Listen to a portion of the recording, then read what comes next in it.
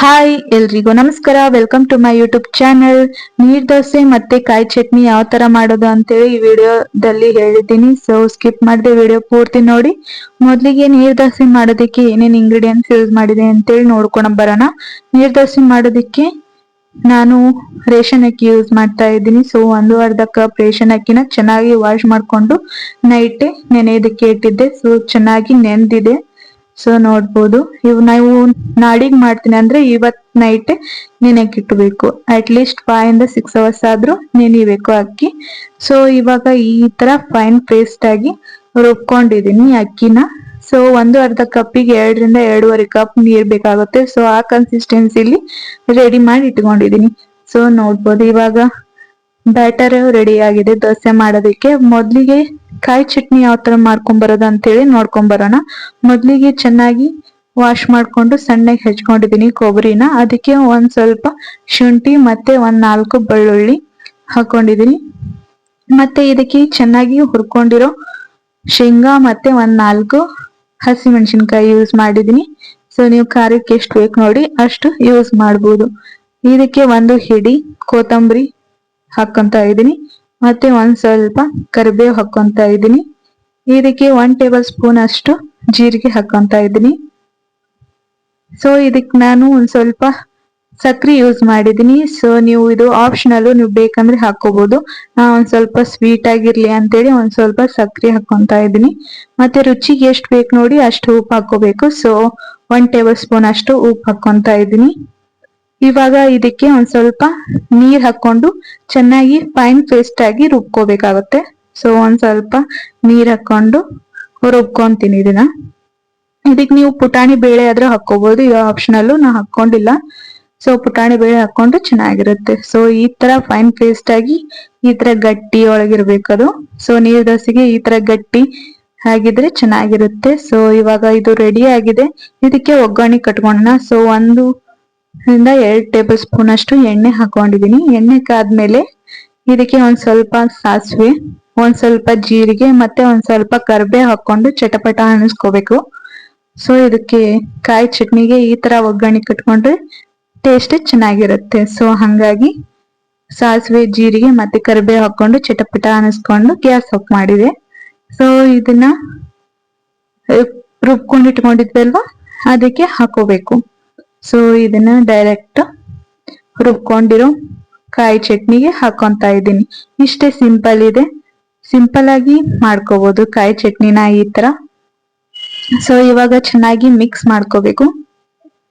So ಚೆನ್ನಾಗಿ mix ಮಾಡ್ಕೊಂತ ಇದ್ದೀನಿ. ಇಷ್ಟೇ, ಸಿಂಪಲ್ ಆಗಿ ನೀರ್ ದೋಸೆಗೆ ಅಂತ ಮಾಡ್ಸಿದ್ದ ಕಾಯಿ ಚಟ್ನಿ ಅಂತಾನೆ ಹೇಳ್ಬೋದು. ಸೊ ಇವಾಗ ರೆಡಿ ಮಾಡಿ ಇಟ್ಕೊಂಡಿದ್ವಲ್ವಾ ಬ್ಯಾಟರು, ಇದಕ್ಕೆ 2 ಮಿನಿಟ್ಸ್ ನೀವು ದೋಸೆ ಮಾಡ್ಕೊಂತೀರಿ ಅನ್ನೋ ಟೈಮಲ್ಲಿ 2 ಮಿನಿಟ್ಸ್ ಬ್ಯಾಕ್ ಒಂದ್ ಸ್ವಲ್ಪ ಉಪ್ಪು ಮತ್ತೆ ಒಂದ್ ಸ್ವಲ್ಪ ಸೋಡಾ ಪುಡಿ ಹಾಕೊಂಡು ಚೆನ್ನಾಗಿ ಮಿಕ್ಸ್ ಮಾಡಿ ಇಟ್ಕೋಬೇಕು. ಸೊ ಅಂದ್ರೆ ಚೆನ್ನಾಗಿ ಟೇಸ್ಟಿ ಕೂಡ ಬರುತ್ತೆ. ಸೊ ಇವಾಗ ಚೆನ್ನಾಗಿ ಮಿಕ್ಸ್ ಮಾಡ್ಕೊಂತ ಇದೀನಿ. ಒಂದ್ ಸ್ವಲ್ಪ ಗಟ್ಟಿ ಅನಿಸ್ತಾ ಇದೆ. ಸೊ ಹಂಗಾಗಿ ಒಂದ್ ಸ್ವಲ್ಪ ನೀರ್ ಹಾಕೊಂತೀನಿ ಇದಕ್ಕೆ. ನಿಮ್ ಗಟ್ಟಿ ಅನಿಸ್ತಿದ್ರೆ ಒಂದ್ ಸ್ವಲ್ಪ ನೀರ್ ಮಿಕ್ಸ್ ಮಾಡ್ಕೋಬಹುದು. ಟೋಟಲಿ ನಾನು ಒಂದು ಅರ್ಧ ಅಕ್ಕಿಗೆ 2 ರಿಂದ 2.5 ಗ್ಲಾಸ್ ಅಷ್ಟು ನೀರ್ ಹಾಕೊಂಡಿದೀನಿ. ಸೊ ನೋಡ್ಬೋದು ಇವಾಗ ಒಂದ್ ಸ್ವಲ್ಪ ಗಟ್ಟಿ ಅನಿಸ್ತಾ ಇದೆ. ಒಂದ್ ಸ್ವಲ್ಪ ನೀರ್ ಮಿಕ್ಸ್ ಮಾಡ್ಕೊಂಡು ಚೆನ್ನಾಗಿ ಕಲಸ್ಕೊಂಡು ಇಟ್ಕೊಂತೀನಿ. 2 ಮಿನಿಟ್ಸ್ ಬ್ಯಾಕ್ ಇದನ್ನ ಈ ತರ ಮಾಡ್ಕೋಬೇಕು. ನೀವು 2 ಮಿನಿಟ್ಸ್ ದೋಸೆ ಮಾಡ್ಕೊಂತೀವಿ ಅಂತೀವಲ್ಲ ಆ ಟೈಮಲ್ಲಿ ಉಪ್ಪು ಸೋಡಾ ಪುಡಿ ಹಾಕಿ ಮಿಕ್ಸ್ ಮಾಡಿ ಇಟ್ಕೋಬೇಕು. ಸೊ ಇವಾಗ ಇದು ಚೆನ್ನಾಗಿ ಮಿಕ್ಸ್ ಮಾಡ್ಕೊಂಡು ಇಟ್ಕೊಂಡಿದೀವಿ. ಅದೇ ಟೈಮ್ಗೆ ಹಂಚು ಕಾಯೋದಕ್ಕೆ ಇಟ್ಟಿದ್ವಿ, ದೋಸೆ ಹಂಚು. ನೀರ್ ದೋಸೆ ಮಾಡೋದಕ್ಕೆ ಬೇರೆ ತರ ಸಿಗುತ್ತೆ. ನೀವು ಅದು ಇಲ್ಲ ಅಂತಂದ್ರೆ ಹಂಚು ಈ ತರ ನಾರ್ಮಲ್ ದೋಸೆ ನಾನ್ ಸ್ಟಿಕ್ ಇರುತ್ತಲ್ವಾ ಇದ್ರಲ್ಲಿನೂ ಮಾಡ್ಕೋಬಹುದು. ಇವಾಗ ಇದು ಕಾದಿದೆ. ಇದನ್ನ ಈ ತರ ಸುರ್ಕೋಬೇಕಾಗುತ್ತೆ ಹಿಟ್ನ. ನೀವು ಯಾವ ತರ ಶೇಪ್ ಕೊಡ್ತೀರಿ ಆ ತರ ಆಗುತ್ತೆ ಅದು.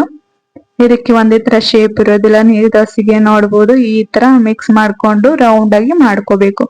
ಇದನ್ನ ನೀವು ಆಯಿಲ್ ಆದ್ರೂ ಹಾಕೊಂಡು ಮಾಡ್ಕೋಬಹುದು, ಇಲ್ಲ ಅಂತಂದ್ರೆ ಹಂಗೆ ಆದ್ರೂ ಬೇಯಿಸ್ಕೋಬಹುದು. 2 ಕಡೆನೂ ಚೆನ್ನಾಗಿ ಬೇಯಿಸ್ಕೊಂತ ಇದೀನಿ. ಇದು ವಿತೌಟ್ ಆಯಿಲ್ ಯೂಸ್ ಮಾಡಿದೀನಿ. ಸೊ ಆಮೇಲೆ ಆಯಿಲ್ ಹಾಕಿನೂ ಮಾಡಿ ತೋರಿಸ್ತೀನಿ. ಸೊ ಇದು ಆಯಿಲ್ ಇಲ್ದೆ ಈ ತರ ಎರಡು ಕಡೆ ಚೆನ್ನಾಗಿ ಬೇಯಿಸ್ಕೊಂತ ಇದ್ದೀನಿ. ಸೊ ನೋಡ್ಬೋದು ಎಷ್ಟು ತೆಳುವಾಗಿ ಟ್ರಾನ್ಸ್ಪರೆಂಟ್ ಆಗಿ ದೋಸೆ ಬಂದಿದೆ. ಸೊ ಇದೇ ತರನ ಇವಾಗ ಇದು ರೆಡಿ ಆಗಿದೆ. ಇದೇ ತರನೇ ಇನ್ನೊಂದು ದೋಸೆ ಮಾಡ್ಕೊಳೋಣ.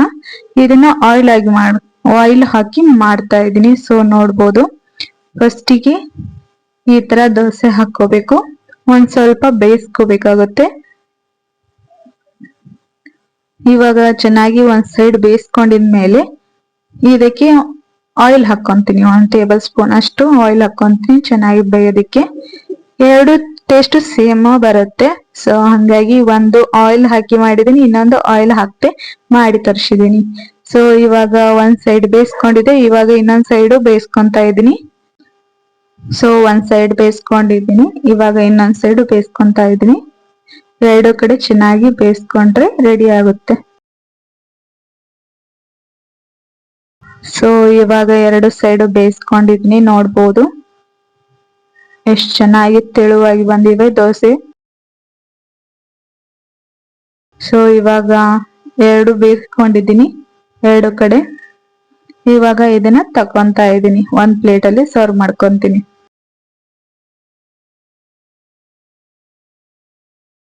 ಸೊ ಇವಾಗ ಒಂದ್ ಪ್ಲೇಟ್ ಅಲ್ಲಿ ತಕೊಂಡಿದೀನಿ.